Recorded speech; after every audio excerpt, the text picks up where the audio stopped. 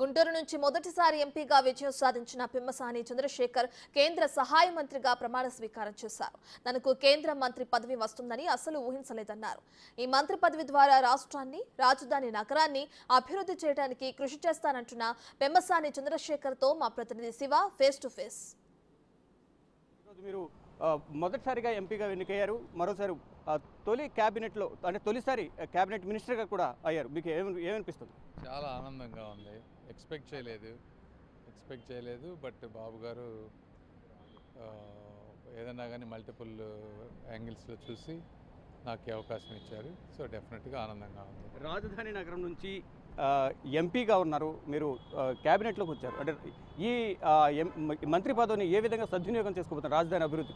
వచ్చే మంత్రి పదవిని బట్టి దాని పరిధిలో ఏమేమి ఉన్నాయో చూసి, రామ్మోహన్ గారికి ఏమున్నాయో చూసి, అదేవిధంగా వర్మ గారికి ముగ్గురికి ఏమొస్తాయి అనే దాన్ని బట్టి మిగిలిన వాళ్ళతో నెట్వర్క్ చేసి ఏమేమి అవసరమో అవన్నీ ట్రై చేస్తాం.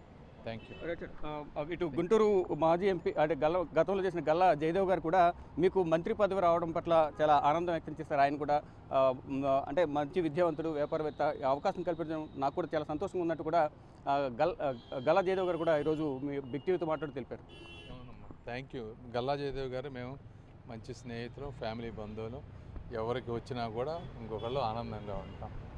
అంటే మొత్తం అన్ని ఈక్వేషన్స్ చూసుకుని అంటే రాష్ట్రానికి పెట్టుబడులు తీసుకొస్తారు, విద్యావంతుడు, అత్యంత మేధాశక్తి, వాక్చాతురు ఉన్న వ్యక్తిగా మిమ్మల్ని గుర్తిస్తూ ఈ అవకాశం కల్పించారంటూ కూడా అంతా చర్చ జరుగుతుంది.